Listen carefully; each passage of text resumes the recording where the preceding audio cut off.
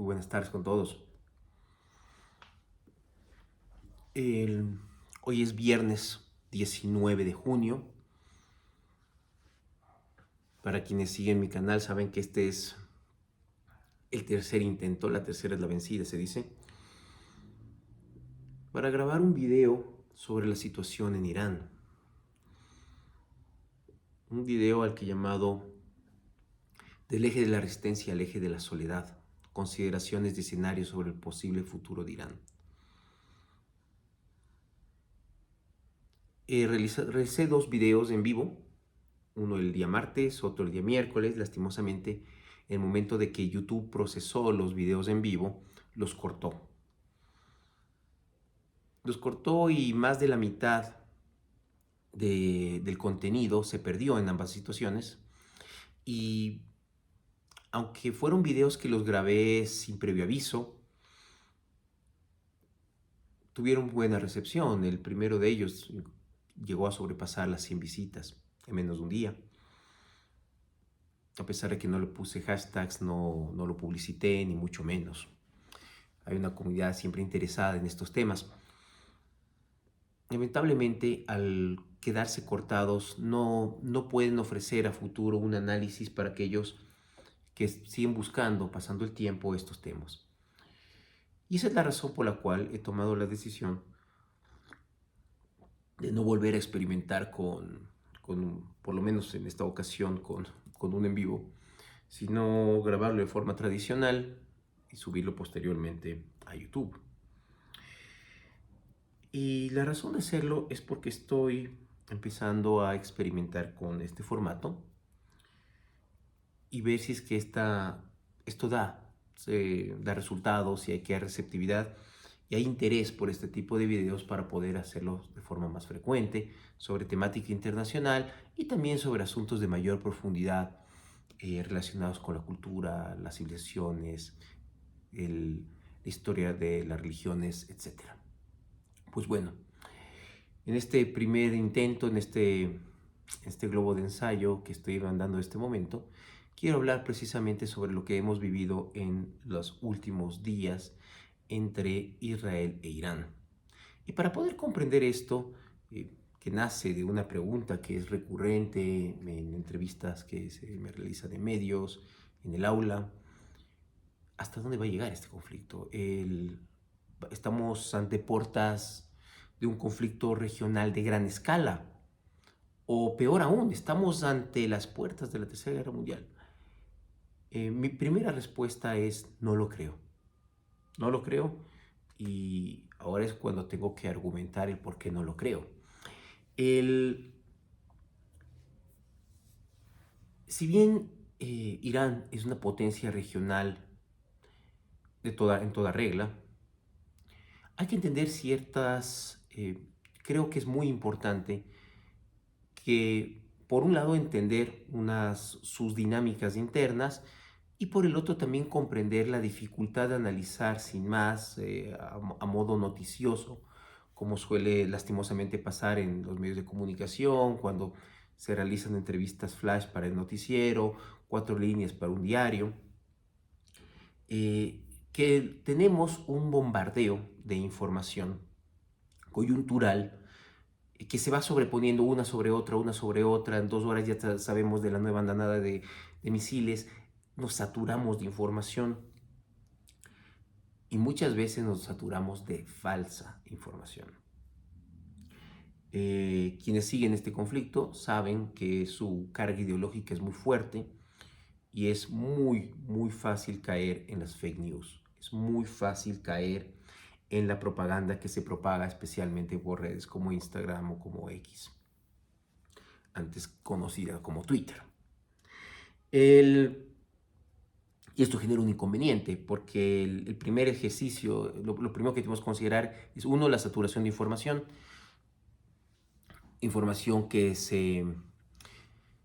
donde prima la inmediatez, saber cuál fue el último ataque con misiles, cuál fue la última víctima. Y esa saturación evidentemente nos da una imagen de un increciendo que no parece acabar, sino en un desastre mayor. Obviamente, cuando uno solamente consume ese contenido, lo primero que dice es, esto va a ser la Tercera Guerra Mundial. Y lo segundo es darse cuenta que realmente es información verificada. Cuestión que se dificulta en un bucle de retroalimentación si pensamos en el hecho de que al mismo tiempo estamos saturados de esta información, ¿no? Entonces, veo información falsa, voy a verificar, tengo nueva información y seguimos y seguimos. Eso por un lado. Y por el otro, la cuestión más de fondo de cuando nos quedamos simplemente en estos análisis muy de coyuntura, es que las capas más profundas que subyacen detrás de un conflicto como el que se está viviendo en este momento, parecen ir a un segundo plano. Y eso es un gravísimo error porque son en esas continuidades profundas donde tenemos que ubicar las razones que podrían llevar a escenarios más plausibles que otros. Es por ello que aunque cuando hablamos del Medio Oriente estamos pensando en un escenario unificado, en un único escenario, pero voy a traer una sorpresa que la tengo preparada para el final de este video. Quienes vieron mis primeros 2 globos de ensayo saben de qué se trata. Quienes no, pues bueno, ya lo sabrán en unos minutos más. Pues bueno, aunque se trata de un único escenario general, es importante, es pertinente que para poder hablar de la cuestión iraní podamos separarlo este gran escenario en escenarios secundarios, en tableros secundarios. Así que si bien se hará referencia, por ejemplo, a la situación en Gaza, y vamos a ver que el 7 de octubre es una es un punto de inflexión, eso es evidente, no vamos a tratar ese asunto en el video del día de hoy, porque eso desviaría la atención de un conflicto que tiene conexiones, pero que tiene sus dinámicas propias y debe ser analizado por separado para poder comprenderlo mejor. Otra cosa es que después de hacer un análisis profundo del asunto iraní, podamos pasar a otro, en otras circunstancias, en otro momento, un análisis más profundo de la situación gazatí y entonces establecer ahí sí, pues, los lazos necesarios para comprender cómo están interactuando ambos escenarios. Dichas estas aclaraciones, y volviendo a mi punto de partida de que no veo que este conflicto llegue a ser, y espero no equivocarme, aunque bueno, pues todo es posible, voy a argumentar el por qué lo siento de esta manera. Lo primero es, de forma muy breve, entender cuál ha sido la constante digamos, las dinámicas en las relaciones entre el Irán de los ayatolás y el Estado de Israel a partir de la Revolución Islámica de 1979. Hasta ese año, Irán fue una monarquía, el régimen de los Shahs. La última dinastía fue pues la de la familia Pahlavi, que si bien significó un espacio, digamos, un periodo de apertura hacia Occidente, de mayor conexión con las dinámicas globales, de mayor sintonía con Europa, con los Estados Unidos y también con el joven Estado de Israel en ese momento, también fue un régimen plagado de corrupción, también un régimen que reprimió a la oposición política, restringió ciertas libertades cuando había cuestionamientos del régimen. Entonces, si bien fue un periodo que implicó, por un lado, una aproximación hacia Occidente, también fue un régimen que en su momento llegó a ser profundamente odiado por la mayoría de la población iraní. Situación que permitió que se vayan articulando diferentes formas de oposición en un amplio abanico donde cabían desde comunistas hasta fundamentalistas religiosos.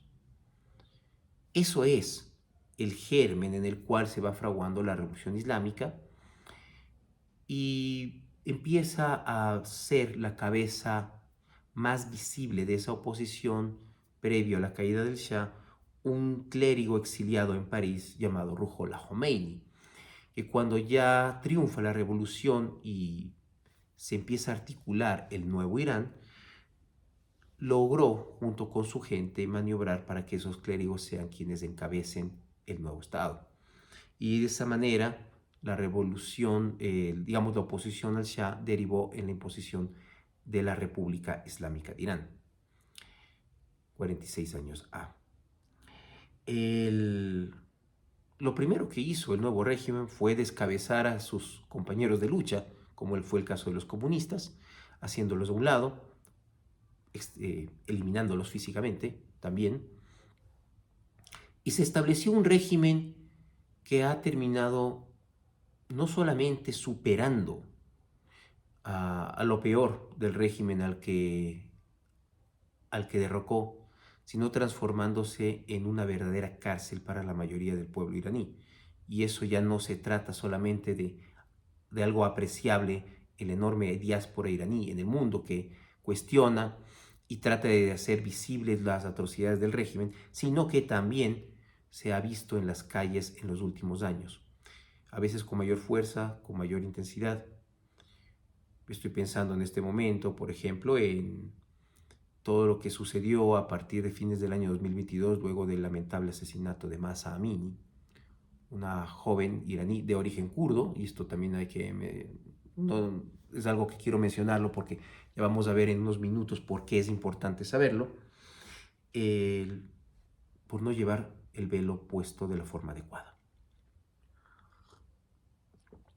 La oposición en Irán suele ser multitudinaria en las calles cuando hay actos de represión, pero la represión del régimen también se caracteriza por su brutalidad. Y tal vez, a diferencia de lo que pasó en el año 79, no es tan fácil visibilizar a cabezas de una oposición que puedan realmente decir: yo seré quien lidere ese proceso de transición. Y eso también es algo que en minutos más verán por qué lo estoy mencionando, porque tiene una razón de ser. Pues bueno, tenemos un Irán que irrumpe con fuerza en el mundo del Medio Oriente con este nuevo régimen a partir del año 79, donde existen una serie de actores, la inmensa mayoría de ellos de origen árabe, países árabes, que también en su mayoría son de confesión mayoritariamente sunita. Dos actores regionales, salvo, bueno, dejando por un lado, por fuera a Israel, dos actores de gran relevancia, no responden a esta dinámica de mayorías árabes sunitas. El primero es Turquía, que también tiene mucho que decir en esta situación actual. La antigua gran potencia, la heredera del Imperio Turco Otomano, el que se vio desmembrado a principios del siglo XX después de su derrota en la Primera Guerra Mundial, para que británicos y franceses pues justamente se repartan sus territorios en el Medio Oriente. Dicho sea de paso, pues en buena medida lo que estamos viviendo ahora es producto de eso. Un país pues de mayoría turca, sí, la confesión sunita también es mayoritaria, pero étnicamente pues turca. Hay minorías importantes también como los kurdos también. Y el otro es Irán, un coloso de 90 millones de personas, la mayoría de origen persa y que hablan el farsí. Ya vamos a ver que existen otras minorías muy importantes, como puede ser el caso de los baluchis, de los azeríes, de los kurdos, que van haciendo de este país de una enorme diversidad en ese sentido étnico, pero que ha tratado de alguna manera de uniformizarse en función de su visión del Islam, ¿no? Es el país chiita más grande del mundo. La casi universalidad de la población iraní es chiita. Así que tenemos que irrumpe en ese escenario que ha estado muy prendido desde desde mediados del siglo XX, cuando se dio el plan de partición del mandato británico en el 47, la independencia de Israel en el año 48 y las subsecuentes guerras que ha habido, un escenario donde la presencia del Estado de Israel generó justamente el rechazo de la mayoría de estos países árabes. Y aunque el régimen iraní previamente había tenido, como digo, cierta sintonía, ahora se transformó en el principal enemigo de Israel. y también en el principal enemigo de los Estados Unidos en la región. No hay que olvidarse que muy temprano, pues en Irán se comenzó a referir a los Estados Unidos de Israel como el gran Satán y el pequeño Satán, respectivamente. Irán, por lo tanto, entra en el escenario transformándose en un nuevo contendiente. A estas alturas, Israel ya había ganado, pues había logrado mantener su independencia en el 48. Tenemos, bueno, la crisis de Suez, pero conflictos más relevantes como fueron el caso de la Guerra de los 6 días de 1967 y años después la Guerra del Yom Kippur. Y todo eso llevó a entender, a considerar que Israel no iba a desaparecer. Y quienes habían sido hasta ese momento sus principales enemigos fueron los primeros en aproximarse a entender esta nueva realidad y lidiar política y diplomáticamente con este hecho. Es así como tenemos del año 78 los acuerdos de Camp David, ¿no es cierto? Las conversaciones de Camp David que van a derivar estos acuerdos del año 78 van a derivar un año después ya en el Tratado de Paz entre Egipto e Israel. Acuerdo de paz que fue el primero que permitió que una nación árabe reconozca a Israel. Poco después esto le va a costar la vida al presidente Anwar Sadat, pero ese camino ya estaba trazado, ya estaba abierto. Hay que tomar en cuenta que cuando esto pasa el 79, pues estamos del mismo año de la Revolución Islámica. Entonces, si bien Egipto sale de esa ecuación de los rivales que quieren tener una guerra contigo, pues ahora Irán tiene una posición ahí. Irán no solamente se maneja retóricamente en ese sentido, sino que ya en los años 80 comienza a articular poco a poco redes de apoyo por fuera de sus fronteras a través de las brigadas Al-Quds, que son, pues, digamos, el brazo externo de la Guardia Islámica, uno de, digamos, de las dos entidades militares que existen de los guardianes de la revolución, ¿no? Que es una de las dos ramas. Tienes el ejército, tienes la Guardia Revolucionaria iraní, son, digamos, las dos ramas militares que existen en Irán. Y justamente estas brigadas son el brazo externo de la Guardia Revolucionaria y que ha tenido un papel muy importante en países como Siria, Líbano o Irak, interfiriendo directamente en los asuntos internos de esos estados.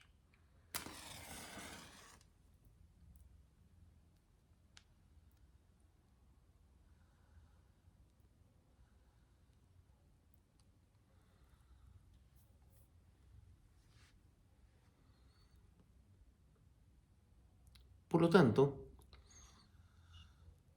en los años 80 se le presenta un escenario interesantísimo para esa proyección geopolítica iraní en la guerra del Líbano, donde Israel entra, apoya, no solamente pues debido a la presión que se ejerce desde el sur del Líbano, luego por parte de milicianos palestinos, sino que también entra y se coordina con fuerzas cristianas, como fue el caso de la falange libanesa, y terminó de alguna manera fortaleciendo a quienes en un principio inclusive quizás no rechazaban la presencia israelí, pero terminaron viéndolo como un problema. Y esto llevó a la articulación en ese país también tan diverso en aspecto religioso como es el Líbano, el surgimiento de Hamas, de Hezbollah.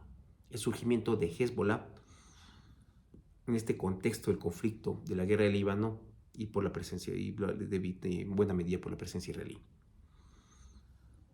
Hezbollah nace como un grupo chiita. Hay que entender que Irán se apoya casi siempre justamente en las minorías chiitas que están en el mundo árabe. En Líbano no fue la excepción, lo vemos con claridad. No todos los chiitas libaneses están en la órbita de Hezbollah, hay grupos chiitas, digamos, pues moderados. Pero la salida posterior de Israel del sur del Líbano, de alguna manera fortaleció a Hezbollah lo fortaleció como un valedor de la independencia libanesa, lo legitimó dentro, más allá del mundo chiita libanés, y adicionalmente se transformó en uno de los principales brazos de poder de Irán por fuera de sus fronteras. El otro gran apoyo chiita que tuvo por muchísimo tiempo, hasta hace muy poco, el régimen iraní, fue la Siria de la familia Assad. No hay que olvidar que por varias décadas, primero Hafez al-Assad y luego su hijo Bashar al-Assad, hoy exiliado en Moscú, controlaron Siria. Ellos también pertenecen a una minoría de origen chiita, dentro de las variantes que existen dentro del chiismo. Existe en Siria una rama que es el alauí. La familia Assad proviene de una zona costera al norte del Líbano, en torno a la ciudad de Latakia, donde los alauíes son importantes. Los alauíes, como un todo, son minoría en Siria. La inmensa mayoría de los sirios son árabes sunitas. Pero en esta región en concreto son importantes, y la familia Assad y sus aliados más próximos pues venían de esta denominación. Por lo que el régimen sirio también entró en la sintonía, en la órbita iraní. A partir de la descomposición de Irak, luego de la caída del régimen de Saddam Hussein, el régimen que de hecho en los años 80 se enfrentó también de forma pues, bastante cruenta con el Irán recién formado de los ayatolás, en este sentido con el apoyo occidental, ¿no? Que lo que trató fue utilizar a Irak para poder frenar la influencia iraní. Luego de la caída de la dictadura de Saddam Hussein, el centro y norte de Irak, entraron con mucha fuerza dentro de esa órbita iraní. Lo que tanto se había temido en los años 80 terminó articulándose luego, irónicamente, luego de sacarlo a Saddam Hussein del poder. Dado que Irak es el único país árabe donde el chiismo es más fuerte que el sunismo. Irak es un país de aproximadamente 45 millones de personas, donde entre el 61 y 64% de la población son chiitas, ¿no? Y la presencia y digamos, pues, y los sunitas se mueven en torno al 35%. Por lo tanto, es el centro y sur en un eje que va entre Bagdad y Basora. El control chiita es fundamental, ¿no? Donde hay personajes tan relevantes como el clérigo Muqtada al-Sadr. Y eso ha permitido la formación de milicias chiitas que caen dentro de la órbita iraní. No nos olvidemos que durante el primer mandato de Donald Trump ya lo pudimos apreciar cuando fue justamente en Irak donde fue ultimado con un ataque de precisión por parte del ejército de los Estados Unidos, el comandante en jefe de las brigadas, justamente de las brigadas Al-Quds. Estamos hablando de Hassan Soleimani. Por lo tanto, el sur de Irak, el centro de Irak, entraron también en esta dinámica con mucha fuerza de influencia, de proyectar el poder iraní en la región. Y en ese sentido, si vamos desde el este hacia el oeste, se articuló con muchísima claridad lo que se llamaba el corredor chiita. Irán, centro-sur de Irak, Siria, Líbano. Tenemos milicias chiitas importantes también en el pequeño Emirato de Bahrein. Y por supuesto no podemos dejar fuera a los hutíes del Yemen. En un Yemen que ha sido azotado por la hambruna, que sigue en una guerra civil, donde los hutíes, que es una milicia también de salida de parte de la población chiita, no solamente que recibió apoyo, ha seguido recibiendo apoyo de Irán, sino que incluso se ha hecho ya con la capital, ¿no?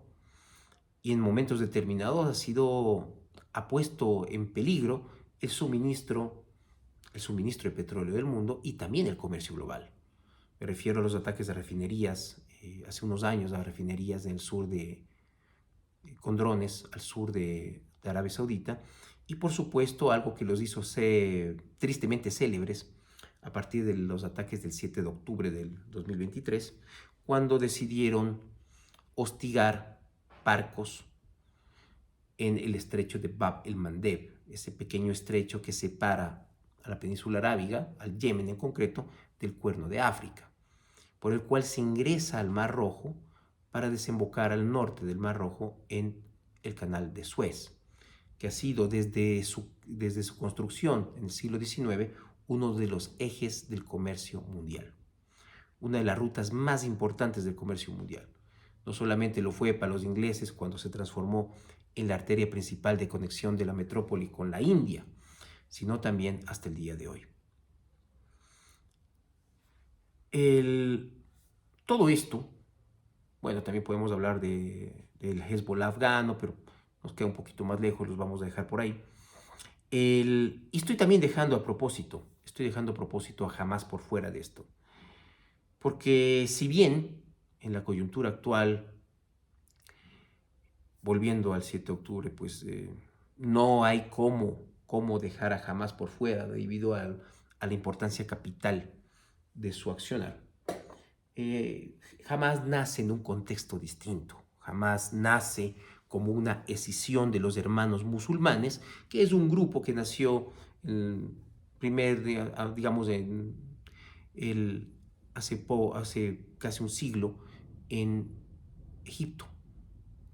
Un grupo que tuvo ideólogos, bueno, pues fue fundado por Hassan al-Banna y tuvo ideólogos de la talla de Said Qutb, que visualizaba en el caso de Qutb pues una especie de modernización del Islam que no responda a una occidentalización, sino a fundamentos teóricos nacidos del mismo Islam, ¿no? Usa una modernización islámica que ha hecho que algunas veces se refieran a él como el Locke del Islam. No sé, bueno, eso está para analizarlo en otro momento, pero que chocó con mucha fuerza con aquellos regímenes como los regímenes, en el caso de Egipto en concreto, por ejemplo, con los regímenes militares, ¿no? Que se gestaron después de la queda de la monarquía, ¿no? Y que más bien acercaron a algunos países, como fue el caso de Libia, el caso de Egipto, el caso de Siria, y también de alguna manera a la órbita soviética, ¿no? Este nacionalismo socialista árabe. Eso llevó, por ejemplo, a la ejecución de sus principales personeros en Egipto, su prohibición en Egipto. Recientemente también fueron prohibidos en Jordania. Y bueno, tal vez lo más adecuado sea ver los lazos, los nexos que existen entre los hermanos musulmanes y movimientos de corte sunita.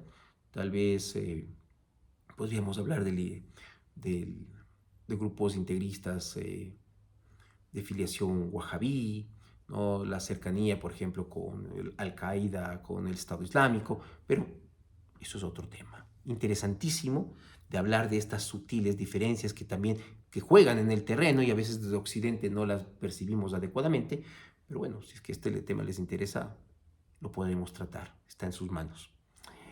Bueno, en todo caso, Hamas coyunturalmente termina siendo también parte de ese eje de la resistencia y ha tenido una importancia fundamental en lo siguiente que quiero mencionar, que es la fecha del 7 de octubre de 2023.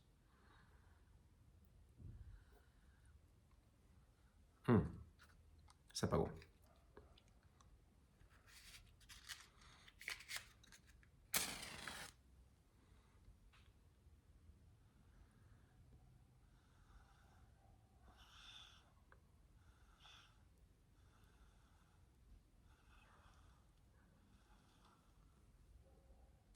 Por lo tanto,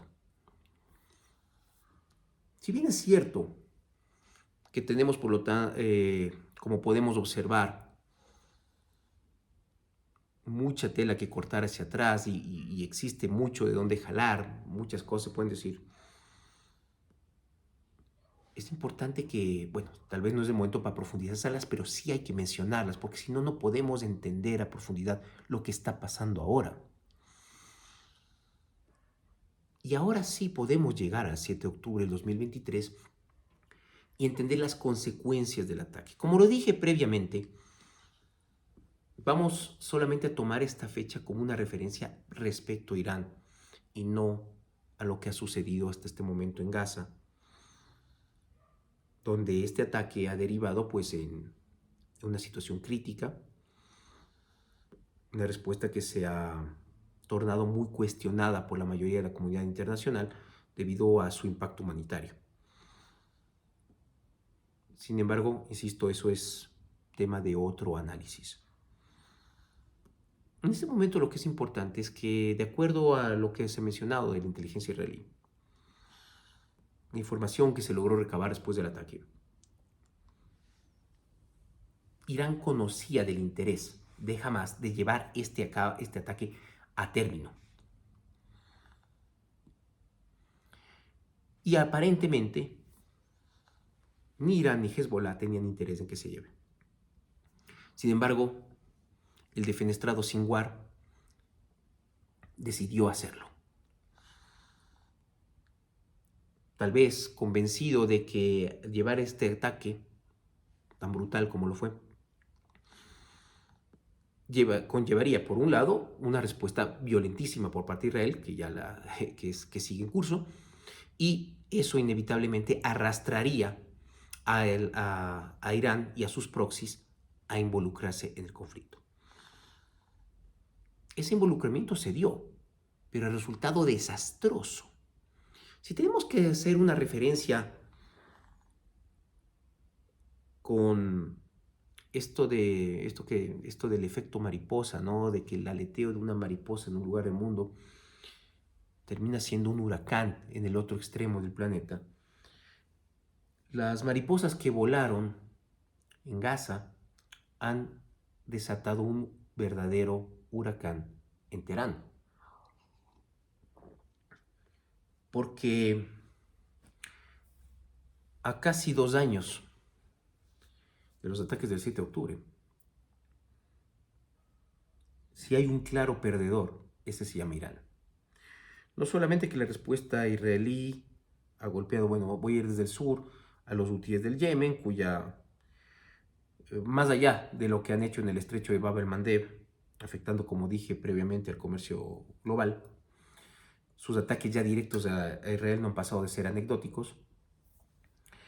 La situación de Hamás en la franja es crítica, ha perdido más de 2/3 de sus efectivos aparentemente, y aunque pueda recuperarlos, una cosa es recuperar los números, otra cosa es recuperar el entrenamiento.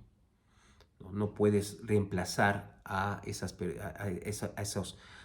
miembros de tu cuerpo armado con el mismo entrenamiento, con la misma, digamos, disciplina, con todo lo que habías articulado y que prácticamente te lo han desbaratado. ¿Qué decir de Hezbollah? Hezbollah se ha visto en una situación de prácticamente ha sido neutralizado. Hay que recordar que antes del ataque del 7 de octubre era considerado la milicia no estatal más grande del mundo, con una capacidad de fuego superior a la del mismo ejército libanés. Y con efectivos entrenados en el campo de batalla, ya que habían participado en la guerra civil siria. En este momento, Hezbollah no puede hacer más que sobrevivir. Hezbollah es ante todo un partido político que tiene presencia en el gobierno y en el poder legislativo libanés. Por lo tanto, y en este momento, pues bueno, en un país que ha sido azotado por la guerra civil, donde las tensiones están a flor de piel, Hezbollah no se puede permitir debilitarse más, ya que eso podría implicar su desaparición y un reordenamiento de las fuerzas políticas que terminan siendo también religiosas dentro del Líbano.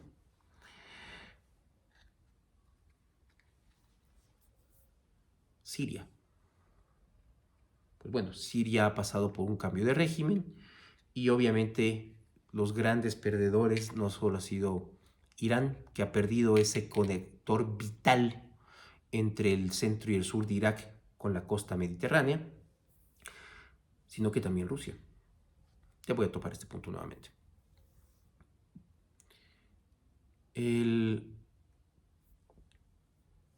Entonces vamos recapitulando. Sus proxies los hutíes, Hamas, Hezbollah, como vemos, no están en capacidad de responder en este momento.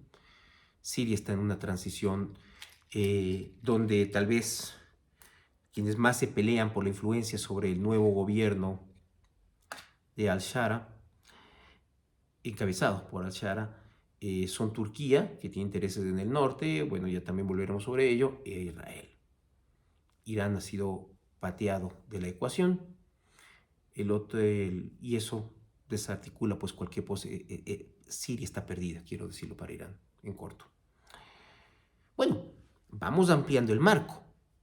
Pakistán, ¿no? Hay esta amenaza de que Pakistán podría, si es que Israel utiliza la bomba nuclear, Pakistán hará lo propio, intervendrá. Esto es bastante difícil porque si bien Pakistán es una potencia nuclear cuya doctrina nuclear está enfocada en defenderse de la India. No puede permitirse perder su capacidad de disuasión nuclear frente a la India, ya que para Pakistán eso puede implicar la aniquilación. Jugárselas por Irán no entra en este momento entre las prioridades reales de Irán. De Pakistán. Más aún en un momento como el actual, donde las tensiones en Cachemira están en su punto más alto en varios años. Se habla de Afganistán, de la reacción del Talibán. Bueno, pues wishful thinking, como se dice en inglés. Lo mejor que puede ofrecer Afganistán es el armamento estadounidense que le robaron al ejército afgano, que se iba desarticulando con tanta velocidad como le era posible mientras el Talibán avanzaba hacia Kabul y las tropas de la OTAN salían en desbandada en una de las acciones más lamentables de los últimos años, que también de alguna manera ha influido en el escenario global, de inestabilidad global actual. Estoy pensando en Ucrania en este momento, pero tampoco viene al caso. Bueno, ya hemos ampliado, hemos ido así, los proxies de Irán, hemos hablado de Pakistán, hemos agarrado Afganistán.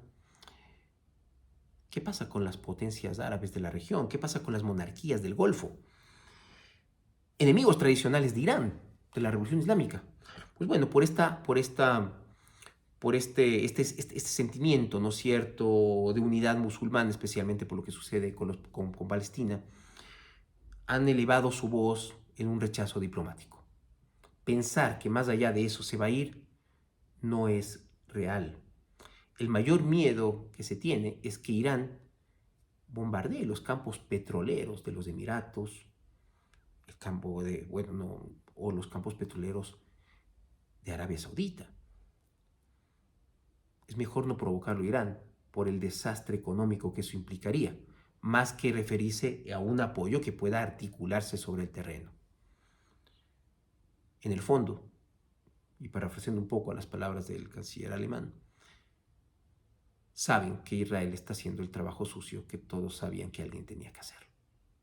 Así que de boca para afuera es necesario pues demostrar su rechazo a lo que está sucediendo, pero muy difícilmente pasará de ello. Abriendo más del marco tenemos a Rusia. Pues bueno, ¿qué podemos decir de Rusia? Está demasiado empantanada en Ucrania como para preocuparse de un escenario donde su capacidad operativa se debilitó de la noche a la mañana, luego de la caída del régimen de Assad en Siria, y donde el futuro de su presencia en sus bases, las bases que tenía en Siria, pues todavía sigue siendo incierto. La capacidad real de Rusia no da para eso en este momento. La pérdida de sus bases en Siria, ese conector que tenía el Mediterráneo, fundamental para poder articular su presencia en el Sahel, otro escenario interesantísimo, pero que no viene al caso en este momento, pues le impide actuar más allá. Aún tomando en cuenta que para Rusia, tal vez lo más serio es la pérdida del suministro de los drones iraníes que ha utilizado en el Donbass. Es cierto que estos drones Sayed se están fabricando también ya en Rusia, ¿no?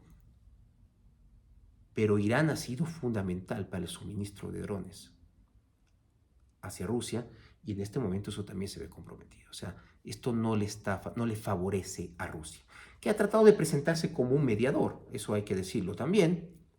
Bueno, un mediador que la mayoría del mundo no se lo cree, pero al que no le conviene que esto empeore. Finalmente podemos hablar de China. Y la verdad es que la forma en que China articula el incremento de su poder en el mundo no pasa por intervenciones militares. Desde el inicio del mandato de Xi Jinping, del primer mandato de Xi Jinping, la estrategia de incremento de la hegemonía china ha pasado por ese gran proyecto casi utópico del Belt and Road Initiative, el cinturón y la ruta de la seda. El único escenario militarizado donde podemos observar un interés auténtico y genuino de China es el de Taiwán. Por lo tanto, la realidad es que cuando se habla de los socios de Irán, la realidad es esta. Irán está más solo que nunca.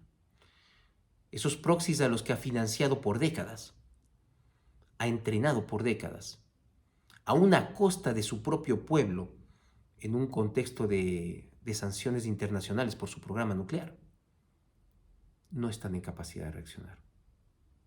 Y no lo han hecho. Inclusive podríamos argumentar que en el caso de Irak, donde también existen milicias financiadas por Irán, milicias chiitas en el centro y en el sur, lo peor que le podría pasar en este momento a Irán es que esas milicias actúen contra las bases estadounidenses, porque eso sería el casus belli soñado para que Donald Trump pueda argumentar el ingreso irrestricto de los Estados Unidos en el conflicto. Lo peor que le puede pasar en este momento a Irán es que milicias chiitas actúen contra intereses occidentales. Así que está solo. ¿Qué puede suceder? Pues bueno, ahora sí podemos comenzar a articular escenarios. Pensemos, por ejemplo, en una realidad también práctica sobre el terreno. El conflicto en el corto plazo ya es insostenible, tanto para Israel como para Irán. La capacidad misilística de Irán tiene un tope. No sabemos qué tanto ha sido destruido, pero tiene un tope. Lo que sí podemos observar es que las andanadas de misiles lo que hemos observado es que cada vez son de menor número de misiles. Irán está empezando a economizar sus ataques. Segundo, la utilización del domo de hierro, que como hemos también podido observar, tiene también un margen de error, que eso ha afectado a la población. Se fundamenta en el uso de misiles que frenen misiles, en esencia. Así que ese suministro, que además el costo de mantener el domo de hierro es oneroso, muy oneroso, es millonario, requiere también de un suministro de misiles que básicamente se fundamenta en la compra de armamento estadounidense, que es parte, digamos, de todo este sistema de protección. Y eso también tiene un tope. Así que esto no puede prolongarse más allá de unas pocas semanas, si es que se llega a prolongar. Eso abre la puerta al primer escenario, que sería la solución diplomática. Solución diplomática por la que también Donald Trump ha abogado en varias ocasiones. Es posible, habrá que verlo. Tenemos un escenario también donde Israel, sin el apoyo estadounidense, golpee con fuerza a las estructuras. Bueno, ya se sabe que lo que quiere es, se habló primero de destruir el programa nuclear iraní, eso es más difícil. De ralentizarlo, tal vez es lo más probable, es lo que se ha logrado hasta este momento, y reducir al mínimo las capacidades misilísticas de Irán. Eso podría ser un triunfo parcial, pero lo único que haría es prolongar el conflicto en el mediano plazo. Volveríamos a este escenario en algunos años.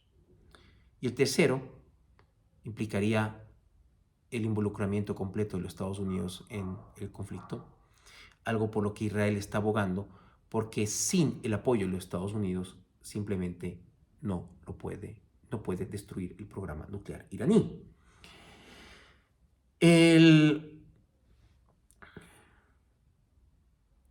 Dado que Israel carece del armamento para lograrlo, Irán sabe que su programa armamentístico está amenazado.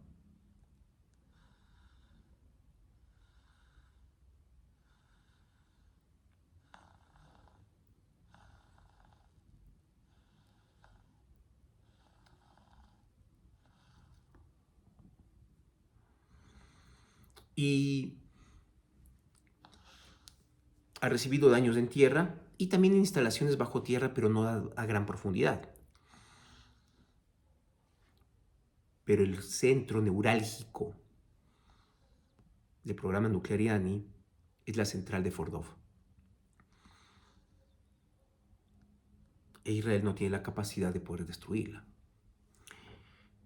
El único artefacto capaz de hacerlo es una bomba pesada, tiene un nombre especialísimo, Massive Ordnance Penetrator, MOP, la GBU-57. Es un monstruo de un poco más de 6 metros, pero de un peso exorbitante. Estamos hablando de 5.000 libras, más o menos unos 22.000 kilos, perdón, estamos hablando de 30.000 libras. 30.000 libras pesa esa bomba. Estamos hablando de unos 13.000 kilogramos. Es una bomba que solo la tienen los Estados Unidos. Y por su peso y sus características solamente lo pueden llevar los B-2 o los B-52, que son aviones bombarderos estadounidenses.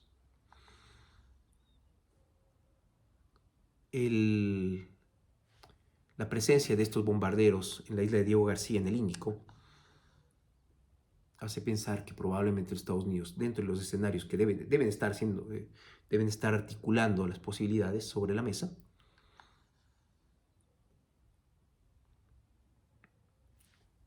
podría ser real. Entonces, en algunos escenarios, pues se podrían desplegar estos bombarderos y ser utilizados. Porque, repito, sería la única forma en que Israel podría desarticular el programa nuclear iraní por completo. Ahora bien, lo último que quiero mencionar es qué sucede al interior. ¿Qué sucede en Irán? Ya sabemos que hay un descontento generalizado, especialmente en las generaciones más jóvenes y por supuesto en las mujeres, que han sido ferozmente tiranizadas por este régimen. Hablé hace unos minutos del caso de Mahsa Amini en el año 2022. Pero no se ve esa fortaleza en diferentes grupos que sí se pudo ver en los años 78, 79, antes de la Revolución Islámica, ¿no? Cuando los comunistas eran fuertes, cuando los fundamentalistas eran fuertes. Pero lo que está claro es que el régimen está debilitado. Y uno de los escenarios más sugerentes, y ese es lo que quiero mencionar ahora, es el de que más que una resistencia nacional, el gran elemento articulador, homogenizador del Irán actual es el chiismo, sino el surgimiento de fuerzas centrífugas en función del resurgir de posiciones nacionalistas. Brevemente tres: los kurdos, los azeríes y los baluchis. Los kurdos son el pueblo más numeroso del mundo sin un estado propio. Estamos hablando de unos 30 a 35 millones, las cifras también se mueven. De acuerdo al Instituto Kurdo de París, estaríamos hablando realmente de 45 millones. Y que en Irán pueden estar alcanzando los 12 millones de personas. No nos olvidemos que hablamos de un país de 90 millones. Estamos hablando, por lo tanto, un poco más del 10% de la población. Los kurdos iraníes ya fueron brevemente independientes en el año 1946.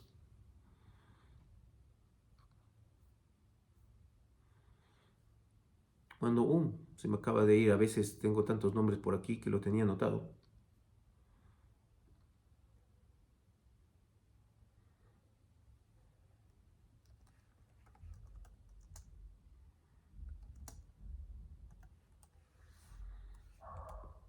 Sí, lo tengo acá. La República del Mahabad, que fue brevemente independiente en el año 1946, pero como un títere de la Unión Soviética. Pero los kurdos iraníes ya sintieron lo que es la independencia. Y hay que tomar en cuenta algo. Que un escenario de balcanización de Irán podría ser favorable o desfavorable para Turquía dependiendo quién lo lleve a cabo. Un Kurdistán iraní autónomo, semi-independiente o directamente independiente es un peligro para la seguridad nacional turca y para el proyecto de neotomanismo del presidente Erdogan. No solamente que ya ha logrado una gran victoria, el partido de los trabajadores del Kurdistán, el PKK turco, ha depuesto las armas y ahora tiene sus ojos puestos en los kurdos de la Rojava, en Siria. Su interés en influir sobre el futuro sirio pasa por el debilitamiento de los kurdos sirios. En un escenario donde un Kurdistán iraquí siempre le ha resultado incómodo, el Kurdistán iraquí es una región autónoma que es prácticamente independiente a la interna de Irak y que varias veces ha visto golpeado por las fuerzas armadas turcas. La posibilidad de un Kurdistán iraní con características similares sería gravísimo para Turquía. Sin embargo, otra minoría que tenga pretensiones de autonomía o de independencia le resultaría tremendamente favorable a la política exterior turca. Me refiero a los azeríes. Los azeríes se encuentran en el noroeste de Irán. Bueno, en el noreste, lo que pasa es que estoy pensando en el país y el Caspio está aquí en la mitad. El noreste realmente vendría a ser la frontera con Afganistán, con el Asia Central, más bien hacia el otro lado, hacia el Cáucaso. ¿Para qué nos sentamos? Al norte, ¿no? En la región norte de Irán, pegada al Cáucaso.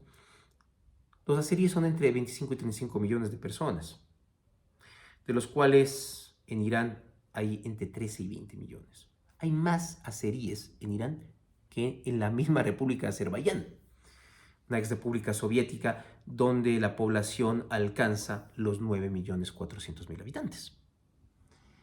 Y si bien los azeríes no han sido tan beligerantes en el pasado, el nacionalismo azerí sí ha resurgido en los últimos años, al calor de las protestas actuales. Y no hay que dejar de lado que tanto el idioma como la cultura azerí están prohibidos de la educación estatal iraní. Así que ahí también hay un fermento que podría, en cambio, en este sentido, para hacerle beneficios a Turquía, en ese programa pantúrquico de aproximarse a los países túrquicos del Asia Central y cuyo nexo inevitable es Azerbaiyán y los azeríes. Y finalmente, el caso del Baluchistán, una región al sureste. El Baluchistán histórico es una región compartida entre Irán, Pakistán y Afganistán. Y en el Baluchistán sí existen movimientos independentistas. En Pakistán inclusive han llegado a asesinar técnicos chinos, transformándose en un problema serio. E inclusive Irán ha golpeado posiciones de independentistas baluches en territorio pakistaní y Pakistán ha hecho lo propio en territorio iraní. Por lo tanto, no es un escenario descabellado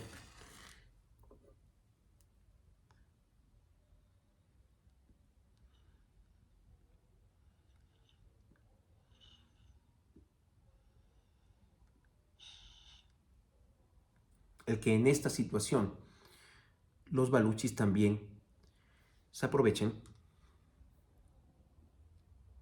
y pesquen a río revuelto. Estamos hablando de entre 19 y 20 millones de personas, de las cuales poco más de 2 millones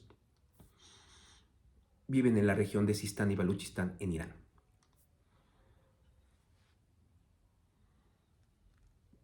Finalmente, quiero hacer una recomendación bibliográfica y cinematográfica. Persépolis, de la autora iraní Marjan Satrapi,